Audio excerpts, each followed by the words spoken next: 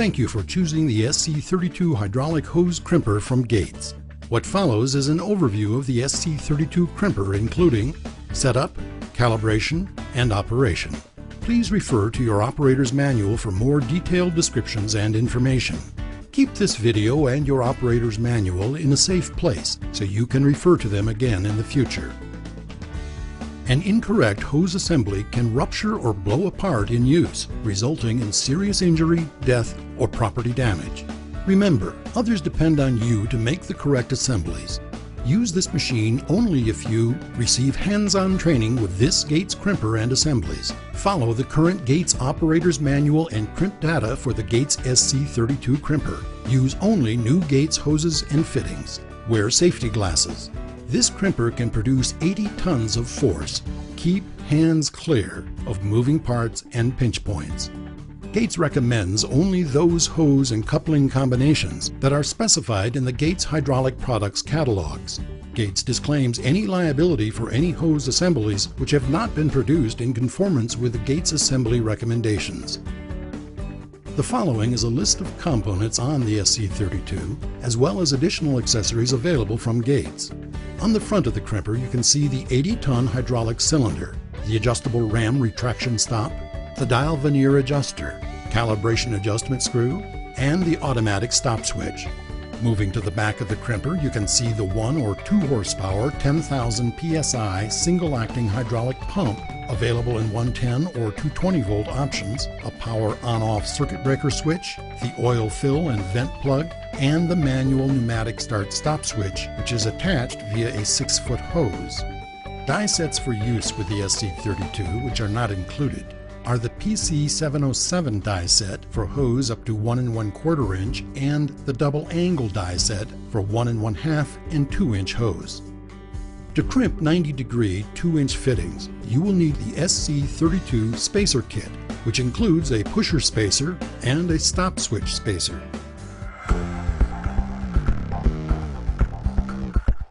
Setup. Step 1. Unpack the carton and remove the bolts connecting the crimper to the pallet. Use caution, as the crimper weighs more than 400 pounds. Using a nylon sling and a hoist, suspend the crimper and remove it from the crate. Run the sling around the frame of the crimper between the cylinder and the pump. Be sure to avoid wrapping the sling around sensitive components like the hydraulic hose, as that could lead to damage or injury. Place the crimper on a secured bench capable of supporting 500 pounds or more to accommodate the weight of the crimper, the dies, and the tooling. Proper bench height is approximately 32 inches. Be sure to secure the crimper to the bench with the appropriate mounting hardware. Step 2. Check the oil. Before operating the SC32 crimper, it is important to remove the shipping plug from the oil fill hole and replace it with the included vent plug. Visually inspect the oil reservoir to ensure that the oil level is between 1 1/2 to 2 inches below the oil fill plug. If it is lower than 2 inches below the fill plug, replenish with ISO viscosity grade 46 hydraulic oil. Your SC32 holds 1 gallon of oil. Step 3. Plug your crimper into the appropriate outlet. The tag attached to your pump motor will indicate the correct electrical supply needed. Incorrect electrical supply can cause damage to the equipment and a hazard to personnel. It will also void your warranty. Step 4.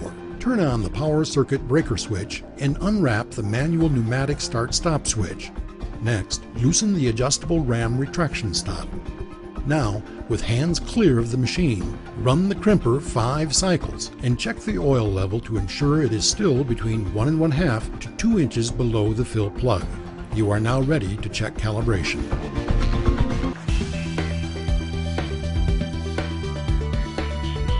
Your SC32 comes calibrated from the factory with the calibration coupling zip-tied to the machine as proof. This verification step is necessary because the finished crimp OD is a critical feature of the finished assembly. Checking calibration. Insert the standard pressure plate and tighten the set screw through the hole in the hand hazard decal with a 1/8 inch hex key wrench. Next, orient the pressure plate as shown and tighten the set screw to hold it securely in place. Install the 733 die set to calibrate the machine using an 8G Mega Crimp coupling. Lubricate the die cone with a high-quality moly disulfide grease. Molykote G is recommended. Set the dial veneer setting to 5.20. Rotating the dial clockwise will increase the number, and rotating it counterclockwise will decrease the number. When changing the setting, always move to a higher number, then down to the desired setting. For example, to change from 5.00 to 5.20, move the dial veneer up to 6.00, then down to 5.20. Insert the coupling into the die set approximately 1/8 inch below the top of the die. Push and hold the start-stop switch until the pump stops. Remove the coupling and measure the crimp diameter, which should measure 1.000 plus or minus 0.003 inches. Check your SC32 operator's manual for details on measuring crimp diameter. If the ferrule crimp diameter is not acceptable, adjust the dial veneer.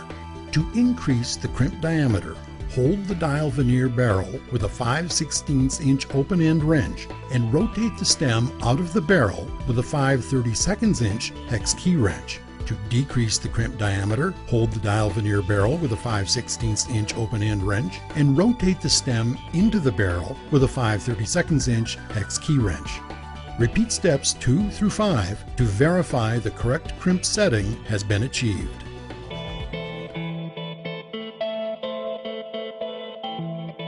Now we'll show you how to operate your Gates SC32 hydraulic crimper using PC707 dies.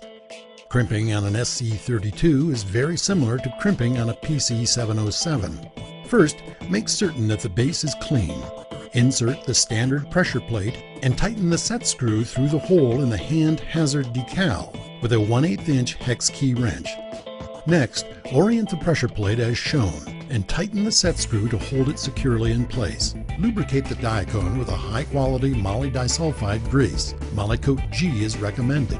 Now select the correct die set from the Gates Crimp Manual number 35019 for industrial hoses and couplings, or Gates Crimp Manual number 428-7635 for automotive applications.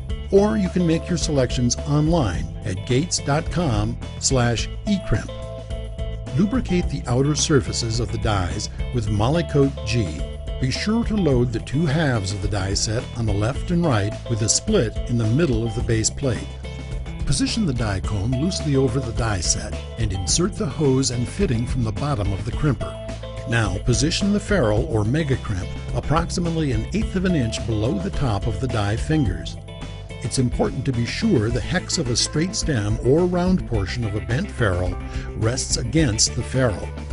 Adjust the dial veneer to the setting obtained from the Gates manual for the combination of hose and fitting being crimped. Press and hold the pneumatic start-stop switch until the motor shuts off and the ram retracts. Always measure the finished crimp diameter to be certain that it is within the Gates specification. Now we'll cover the operating instructions for using double angle dies. Double angle dies effectively double the force of the crimper. Thus, larger fittings can be crimped than would be possible with conventional dies. The trade-off is that the diameter range that can be crimped is more limited than with a conventional die. Use only the dies specified in the Gates crimp specifications for any given combination of hose and fitting. When crimping large assemblies or specialized couplings, there are two things you should know. First, the pusher lifts off the center pivot by just lifting and taking it out of the way. This allows the operator to get the dies, die cone, and assembly in place before reinstalling the pusher. Secondly, on some large bent couplings, you may find an interference problem. The SC32 comes with a spacer kit that includes two spacers, one for the top of the die cone and one for the top of the dial veneer. This spacer kit allows the pusher to clear the coupling and maintain the same settings when crimping -32 bent couplings. Remove the standard pressure plate by loosening the set screw holding it in place. The set screw is located through the hole in the hand hazard decal. A 1/8 inch hex key wrench is required.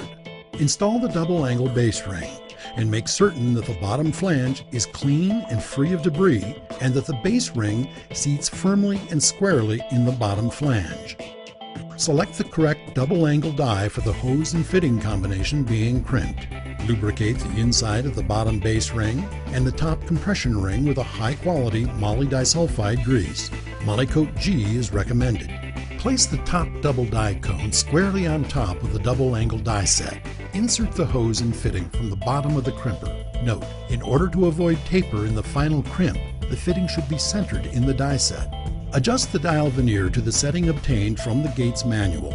Note that for double-angle dies, settings greater than 16 are above the 0 due to special calibration factors for double-angle dies. Install the pusher on the ram if it has been removed. Then press and hold the pneumatic start-stop switch until the motor shuts off and the ram retracts. Finally, as always, measure the finished crimp diameter to be certain that it is within the Gates specification.